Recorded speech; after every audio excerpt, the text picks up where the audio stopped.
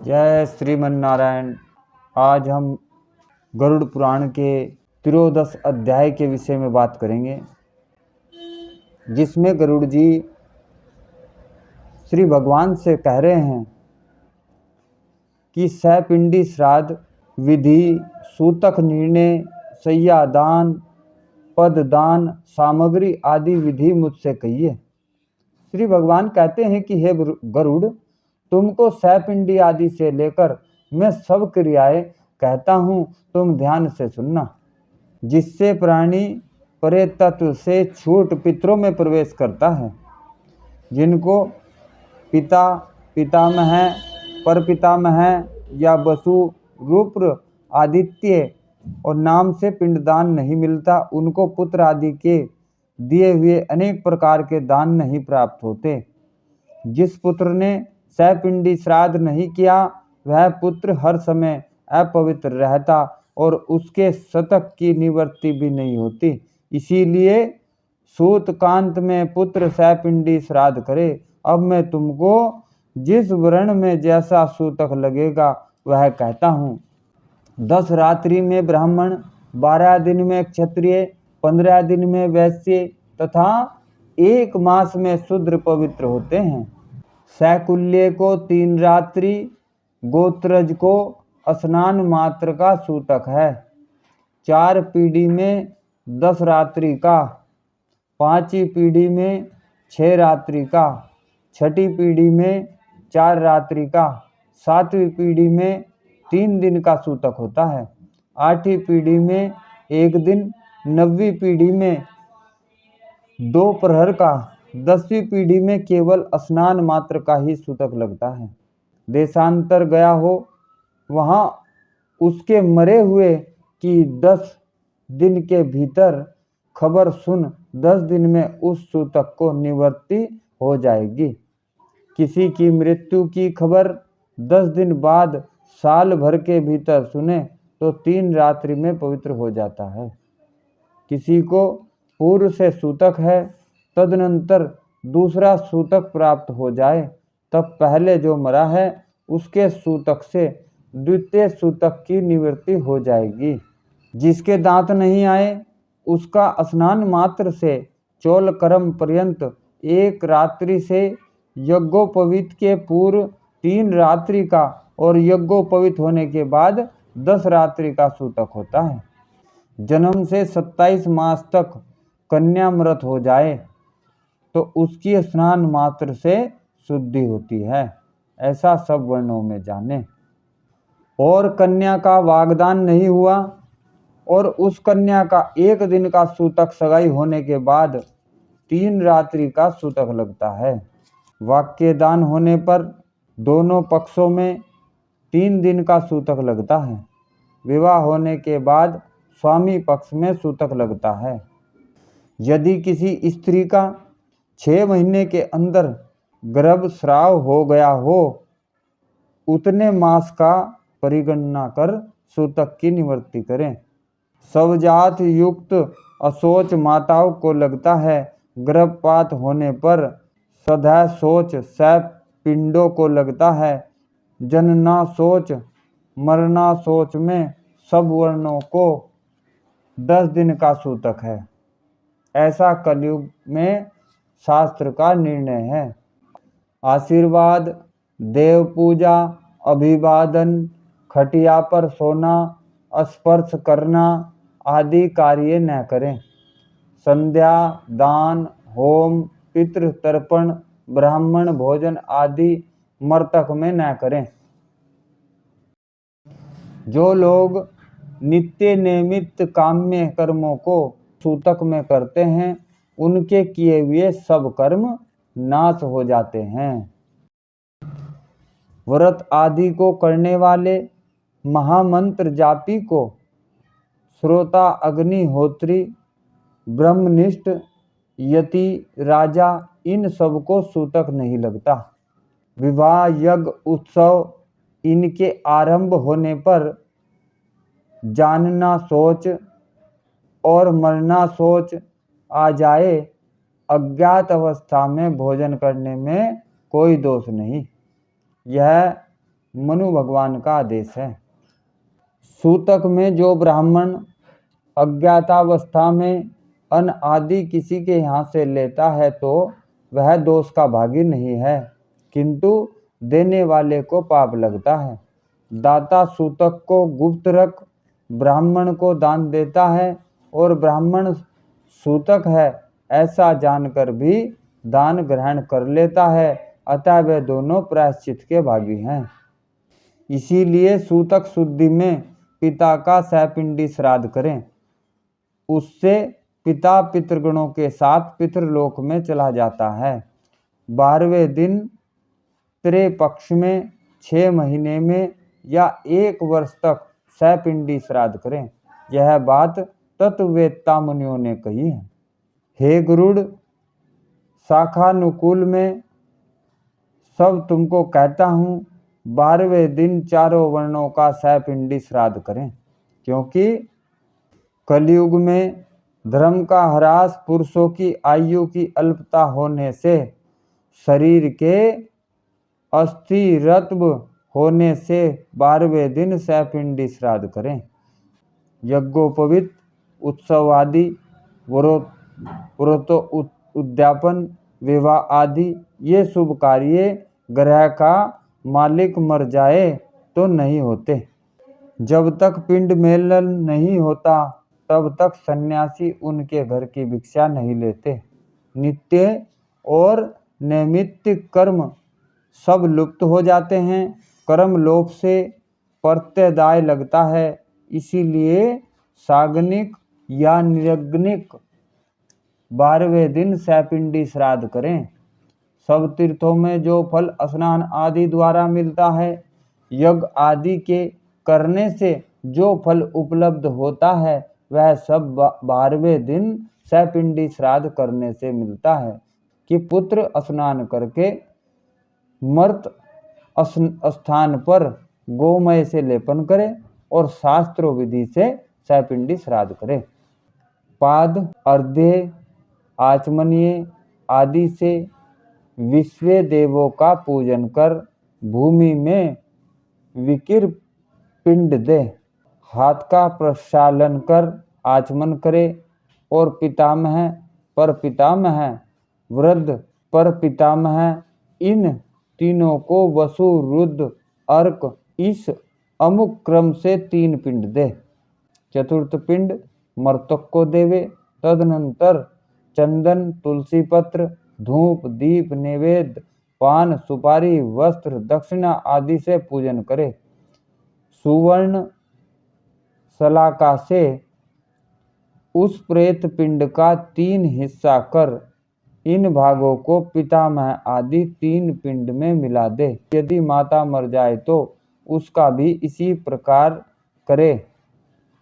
पितामह ही आदि को पितामही, पर पितामही, वृद्ध, पर पितामही नाम से सहपिंड करे। पिता के पिंड का 3 भाग कर मिला दे। वैसे माता के मरने पर यदि पितामही जीवित हो तो पितृव्रत मात्र श्राद्ध करे या पितामह के स्थानापन्न विष्णु नामोच्चारण कर पिंड रखे। पितामही के स्थान में महालक्ष्मी के नाम का पिंड रख कर उन दोनों पिंड मेलन कर सहपिंड नामादि कर्म अपुत्र का पति करे, पर सवस्त्रु आदि के साथ ही करे। पिता स्वामी के पितामह के साथ स्त्रियों का सहपिंडी कर्म करे। यह है गरुड़, मेरा मत नहीं है। अर्थात स्त्रियों का स्त्रियों के साथ और पुरुषों का पुरुषों के साथ करे। यदि स्त्री पुरुष के साथ दाह क्रिया हुई तो सवसु रात्रि उनका सहपिंडीकरण तर्ण मध्यम में रख करे। अतिथि को भोजन करावे और हंतकार को सदा काल करे, जिससे पितृ, मुनि, देव, दानव आदि तृप्त होते हैं। 1 ग्रास प्रमाण का नाम भिक्षा, 4 ग्रास को पुष्कल, और 4 पुष्कल को हंतकार कहते हैं। सहपिंडी श्राद्ध के दिन चंदना अक्षत से ब्राह्मण चरण पूजा कर अक्षय तृप्त्यर्थ दान दें। अन्न, घृत, सुवर्ण, चांदी, गौ, घोड़ा, हाथी, रथ, भूमि ये सब आचार्य को देवें। तदनंतर स्वस्ति वाचन पूर्वक रोली, केसर, अक्षत, नैवेद्य आदि से ग्रहों का, वेदिका, विनायक का पूजन करे। आचार्य मंत्रों से अभिषेक कर रक्षा सूत्र दाहिने हाथ में बंधवा यजमान के हाथ में रक्षा बांध हाथ में अक्षत दे विसर्जन करा दे। तदनंतर नाना प्रकार के भिष्टा अन्न से ब्राह्मणों को भोजन कराकर जल से पूर्ण दक्षिणा दे। अनुकर्म से ब्राह्मण जल स्पर्श, अक्षत्रिय आयुध स्पर्श और वैश्य चाबुक और शूद्र दंड स्पर्श करे तो पवित्र हो जाते हैं। इस प्रकार सहपिंडन कर कर्ता पहरे हुए वस्त्रों का त्याग कर सफेद वस्त्र पहन सय्यादान करे। सय्यादान की इंद्र आदि देवता प्रशंसा करते हैं, इसलिए मरने पर तथा जीने में अवश्य करें। सुंदर काष्ठ की सैया अच्छे बैल बूटे रेशमी सूत से गुंदी हुई सुवर्ण के पत्रों से सुशोभित करें। ऐसी खटिया कोमल सफेद रुई से भरा हुआ गद्दा, उसके ऊपर सुंदर तकिए रखे हों, उन पर सफेद वस्त्र ढका हुआ हो, उसके ऊपर सुगंधित पुष्प स्थापित हो और रेशम के डोरे से बंधी हुई तथा आनंद को देने वाली है, ऐसी खटिया को तैयार कर भूमि पर बिछा देवें। उस सैया पर छत्र, मच्छरदानी, रुपया और दियट, चामर, आसन, भोजन के बर्तन, झारी, कलश, शीशा, पंचरंग का चंदवा, अन्य भी कार्य में आने वाली सामग्री सब उसके चारों तरफ अपने अपने स्थान पर रख दें और उस सैया के ऊपर आभूषण, आयुध, वस्त्र, विष्णु के सहित स्वर्ण की मूर्ति स्थापित करें।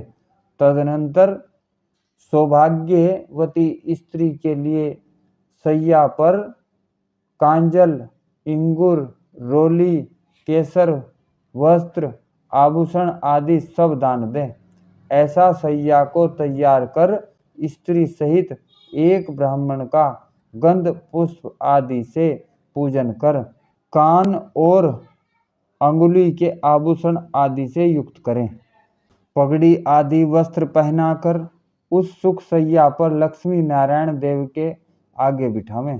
तदनंतर कुमकुम, पुष्प, माला आदि से हरि और लक्ष्मी का पूजन कर लोकपालों का तथा ग्रहों का, देवी का, गणेश का पूजन करें।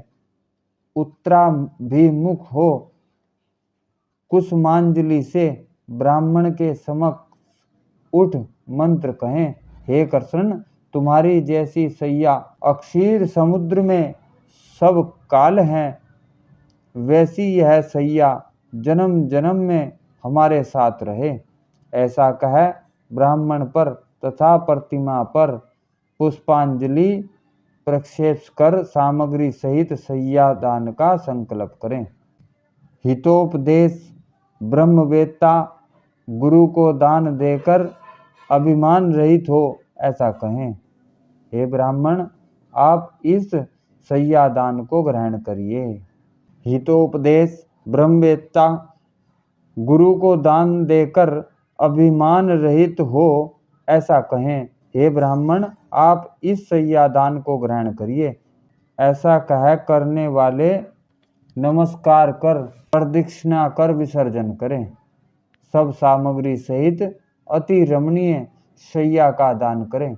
यदि विभव हो तब मकान भी दान करें। जीवन में अपने हाथ से शैया दान और वर्षोत्सर्ग करने की रुचि हो तो पूर्व दिन में करें। वह सैया एक ही ब्राह्मण को दें, विभाग या क्रय करे तो दाता का अधःपतन होता है। सुपात्र को सैया दान देने से इच्छित फल प्राप्त होता है। दान देने वाले के पिता इहलोक और परलोक में प्रसन्न होते हैं। सैया दान के प्रभाव से निसंदेह स्वर्ग आदि लोक मिलता है। अप्सरा समुदाय से सेवित सुंदर विमान पर बैठ प्रलय पर्यंत दुख रहित हो स्वर्गलोक में वास करते हैं। सब तीर्थों में, पर्व दिन, तिथियों में जो पुण्य होता है उसमें भी अधिक पुण्य सैयादान से होता है। इसीलिए सैयादान कर प्रदान करें। अब मैं प्रदान का महात्म्य कहता हूँ, सुनो। छत्र, जूता, वस्त्र, अंगूठी, कमंडलू, आसन, पंचपात्र, दंड, ताम्रपात्र, कच्चा अन्न, पकवान, अर्धे यज्ञोपवीत, इस प्रकार यथाशक्ति 13 पद 13 ब्राह्मणों को 12वें दिन देवें। इस पददान से धार्मिक जन सद्गति को प्राप्त होते हैं और यम मार्ग में जाने वाले प्राणियों के लिए पददान सुख को देने वाला है। यम मार्ग में प्राणियों को धूप लगने से बड़ा कष्ट होता है। यदि छाता दान करे तो उसके सिर पर छाया हो जाती है। और यमलोक मार्ग में बहुत कांटे हैं। उपाने दान देने से घोड़े पर सवार होकर जाते हैं। हे गरुड़, यम मार्ग में शीत उष्ण वायु के बहुत घोर दुख हैं। इसलिए वस्त्र का दान देने से सुख से रास्ता तय करते हैं। और यम मार्ग में काले पीले बड़े भयानक यमदूत हैं। जो अंगूठी दान देता है उसको कष्ट नहीं देते। यम मार्ग में वायु और पीने को जल नहीं मिलता। अतः कमंडलू दान देने से प्यासा प्राणी जल पीता हुआ जाता है। मरे हुए के निमित्त जो तांबे का जल पात्र दान देता है उसको 1000 प्रपा दान का फल निश्चित होता है। आसन और भोजन सुंदर प्रकार का ब्राह्मण को जो दान देता है वह यम मार्ग में आनंद से धीरे धीरे दिया हुआ पाथ्य का भक्षण करता हुआ जाता है। इस प्रकार सपिंडन दिन में सविधि दान देकर बहुत से ब्राह्मणों को तथा चांडाल आदि को भी भोजन करावें। सपिंडी श्राद्ध कर संवत्सरिक के पहले प्रतिमास में जल और जल से परिपूर्ण एक घटका दान करें। प्रेत के लिए जो कुछ पुण्य किया जाए उससे प्रेत को अक्षय तृप्ति होती है।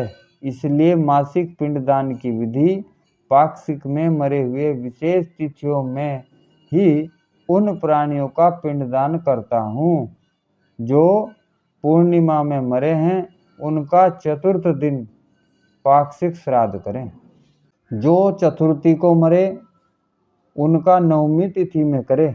नवमी को जो मरे उनका चतुर्थी को उन्हीं का होती है। इस प्रकार 20 दिन में करें।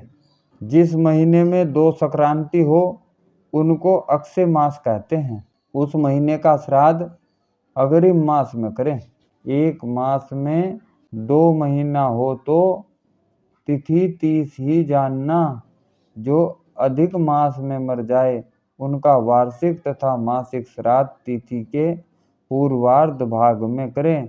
कृष्ण पक्ष के उत्तर भाग में मर्त हो तो शुक्ल पक्ष में करें। किंतु जो तिथि को मृत्यु हुई हो वही ग्रहण करें।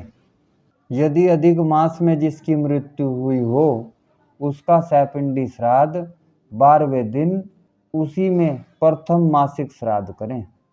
उसमें भी संवत्सर मध्यम में अधिक मास प्राप्त हो जाए तो 13वें मास में प्रेत की मासिक क्रिया होगी। असंक्रांति में पिंड रहित संक्रांति में पिंडदान। इस प्रकार प्रतिवर्ष मास द्वय में श्राद्ध होगा। इस तरह संवत्सर पूर्ण होने पर वार्षिक श्राद्ध करें, उसमें भी विशेषकर ब्राह्मण भोजन करावें। संवत्सर के बाद श्राद्ध में 3 पिंड श्राद्ध करें, परंतु एको द्वेष्ट न करें, उसमें पितृघातक दोष लगता है। तीर्थ श्राद्ध, गया श्राद्ध, गज्छाया, युगादि तथा ग्रहण में वर्ष मध्य में पैतृक कृत्य न करें। हे गरुड़, जो पुत्र गया श्राद्ध करे वह संवत्सर बाद पितरों का श्राद्ध कर गया श्राद्ध करे। गया श्राद्ध करने मात्र से भवसागर से पितृ गदाधर के अनुग्रह से उत्तम गति को प्राप्त होते हैं। उस गया में तुलसी मंजरी से विष्णु पादिका का पूजन कर गया तीर्थ में यथा कर्म से पिंडदान करें। जो गया मस्तक पर समीपत्र प्रमाण से पिंडदान करता है उसके 7 पीढ़ी और 101 कुल का उद्धार हो जाता है। जो गया में जाकर श्राद्ध करे उसका जन्म सफल है, उससे पितृ प्रसन्न हो जाते हैं। हे गरुड़, इस पर कथा सुनते हैं। कलाप नगर तथा उपवन में पितरों के मनुपुत्र इक्ष्वाकु राजा को गाथा कही थी। हे राजन, तुम्हारे वंश में सन्मार्ग से चलने वाले होंगे। गया में जाकर बड़ी श्राद्ध से हम पितरों को पिंडदान देंगे। हे गरुड़, इस प्रकार जो क्रिया करेगा वह जीवन मुक्त होगा। भारद्वाजी के आत्मज हुए। भरद्वाज के 7 आत्मजों ने गौ हत्या करने से जन्म परंपरा पाप भोग पितृ मुक्ति से मुक्त हो गए और 7 पुत्र दशार्ण देश में व्याध कालंजर पर्वत पर मर्ग सर द्वीप में चक्रवाक पक्षी और मान सरोवर में हंस हुए। फिर कुरुक्षेत्र में वेद पाठी ब्राह्मण हुए। सब पितरों में श्राद्ध करने से जीवन मुक्त हो गए। इसीलिए जीव पितरों में भक्ति रखे, क्योंकि इहलोक और परलोक में पितृ भक्ति करने से सुख मिलता है। ओ धर्म देही का ख्यान, मैंने सब तुमको कहा। यह पुत्र की इच्छा परिपूर्ण करने वाला और पिता की मुक्ति देने वाला है। निर्धन मनुष्य भी इस कथा को सुन सब पापों से मुक्त हो जाता है तथा दान देने का फल मिलता है।